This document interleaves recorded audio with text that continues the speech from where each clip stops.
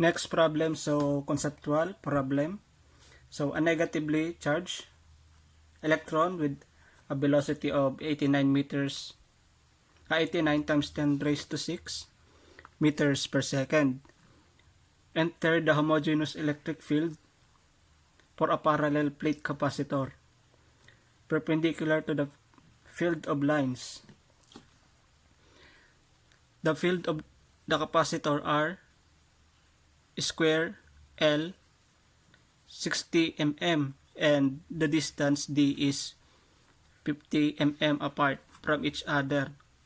The potential difference between the plate is 150 volt. So what is the acceleration of the electron in the y direction? B, how much time does it take for the electron to move through the capacitor? C, how far from the x-axis the electron is when it leaves the plate capacitor? D, what is the velocity of the electron in the y direction when it leaves the electric field? E, determine the angle that the velocity of the electron make with the x-axis when it leaves the electric field. So meron tayong two parallel plate capacitor. So ito yung positive plate, ito yung negative plate. So since magkaiba ng sign, so pag pinagtabi mo ang positively charged saka negatively charged plate, so magkakaroon niya ng electric field. So perpendicular sa plate. So ayan, perpendicular sa plate. Ayan, perpendicular sa plate. Ganyan. So ang electric field i-move from na positive to negative. So ngayon, ang electron, so magta-travel perpendicular, sabi dito, perpendicular to the field of lines. So meaning, magmo-move siya horizontally perpendicular sa electric field. So ganyan. So pag pumasok yung electron dyan, so ma-experience ng electrons is magkakaroon siya ng net force. So magkakaroon ng net force ito. So yung force na yan, so itutulak na yung electron. So F net is equals to mass times acceleration. So sa laws of Newton, kapag ang electron na to, so nagpass through dito, ma-experience siya, makaka-experience siya ng net force galing dito sa electric field from positive to negative. So meaning magkakaroon ng acceleration. So base sa Newton's law. So F net is equals to mass times acceleration. Pero ang electric field is always going downward. So meaning walang net force walang F of x, walang net force sa x kasi ang force lang na na-experience ng electron is on the y direction. So meaning summation of fx is equals to max is equals to 0. So acceleration x is equals to 0. So acceleration lang is meron sa y-axis.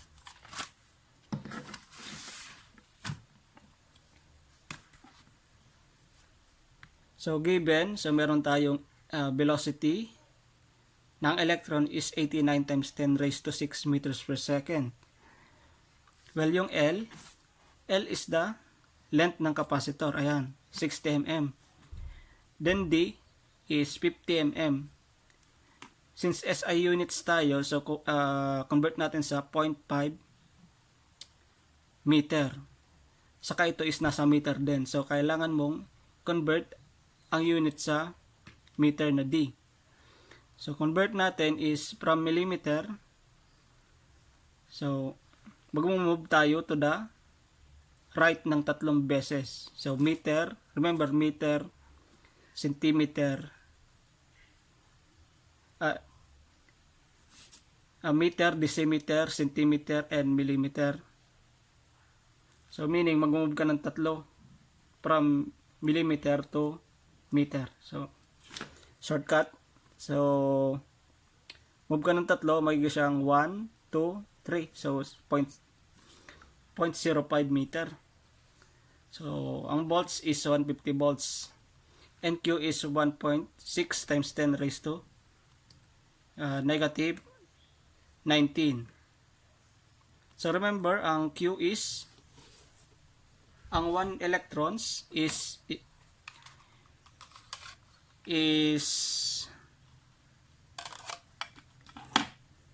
1.6 times 10 raised to negative charge. So, 1 electron yan.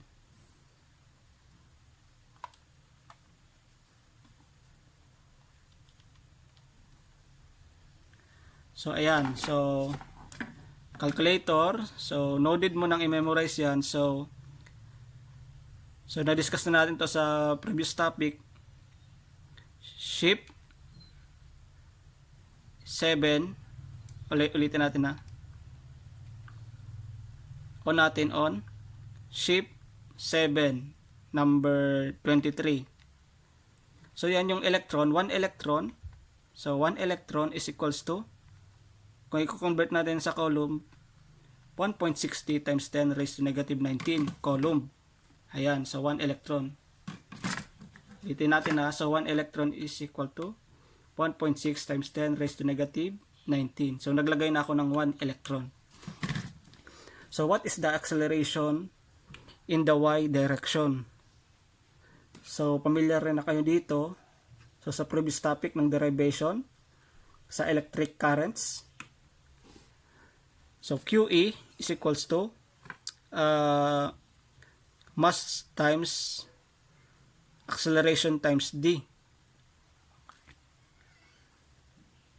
So QE, yan yung work or energy. Ano ba yung energy? Electric field. Okay, electric field. Then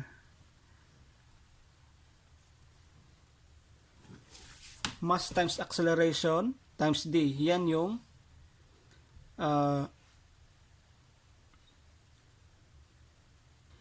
ito yung work.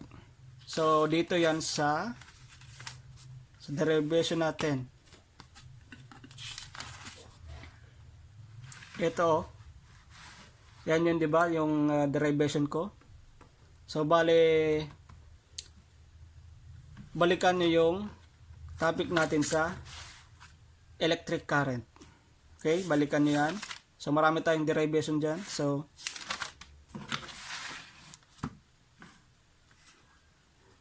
pag by substitution, makukuha natin yung acceleration. So tanong is, what is the acceleration in y direction? So by substitution, ito na yung equation.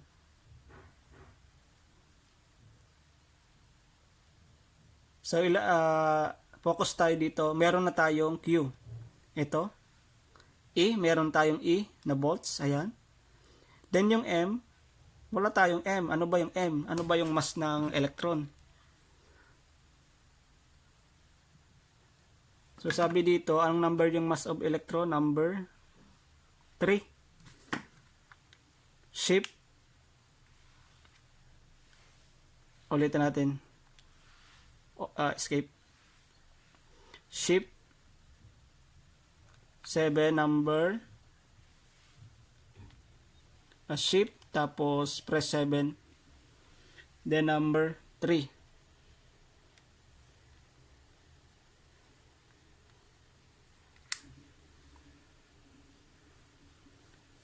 Shift 703.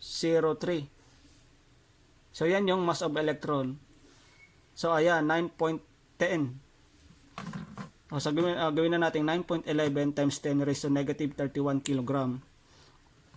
Then yung distance, dapat na-convert sa meter kasi SI. So, acceleration, ito na yon. So, sa number B, letter B, how much time does it take for the electron to move through the capacitor?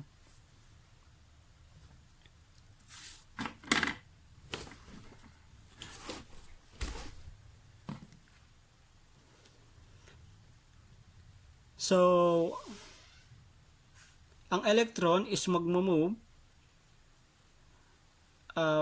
in projectile motion, niya, so pataas. Kasi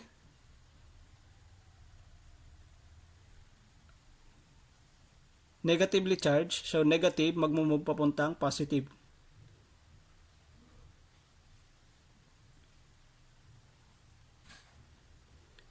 So, how much time? So, gagamitin natin yung x component. So, kung gagamitin natin yung x component, so summation of fx is equals to 0, meaning walang acceleration. So, pwede natin gamitin yung default formula na velocity is equals to distance over time. So, time is distance over velocity. So, ano ba yung x? Ito yung x. So, yan yung haba ng plate. So, meron tayong 0.06 meters. So, convert lang. Then, velocity is 89 times 10 raised to 6 meters per second. So, input nyo yan, ito yung lalabas. 6.74 times 10 raised to negative 10 seconds.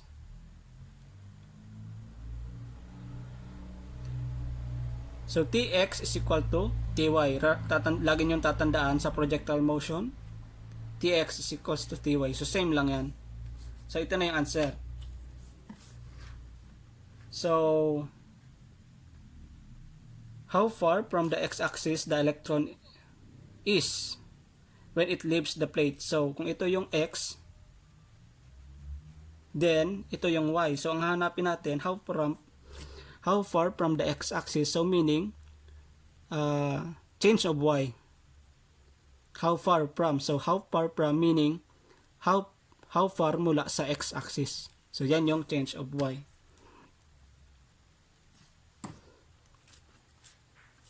So using kinematic equation kasi meron ng acceleration. So gagamitin natin yung y component.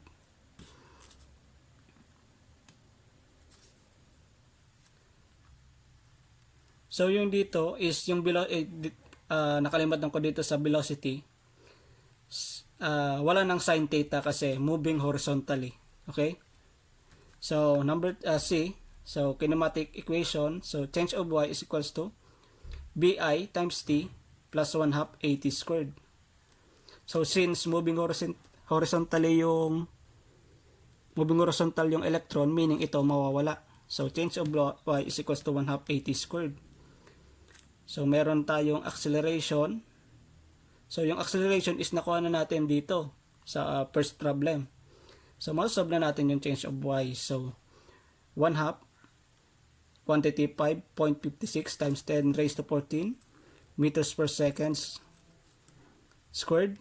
Quantity 6.74 times 10 raised to negative 10 seconds.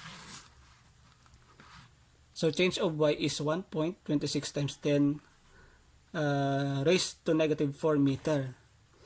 So, next is, what is the velocity of the electron in the y direction if it leaves the electric field? So, y direction, so meaning gagamitin natin yung y component. So, Bf squared, so equation ng kinematics is equals to Bi squared plus 2 change in y. So meron na tayong change in y, di ba? Na-compute natin kanina. Meron din tayong acceleration sa A. So yung initial natin is 0 kasi moving horizontally. So meaning makukuha natin yung Bf So, BFY. So, ito yung BF. Ito makancel. So, ito yung matitira. Ito. So, BF squared is equals to 2AY. So, ngayon, so BF square root of 2A change in Y. So, BF is equals to, so, ano nila, sulat nyo na lang. Then, dito is, sa A, determine the angle that the velocity of the electron makes with the x-axis when it leaves the electric field. So, Pythagorean theorem, di ba, sa kinematics. So, BF, final. So, yung BFY is nasa taas. Then, yung BFY is opposite side. Remember, opposite side. So, Pythagorean theorem and trigonometric identities.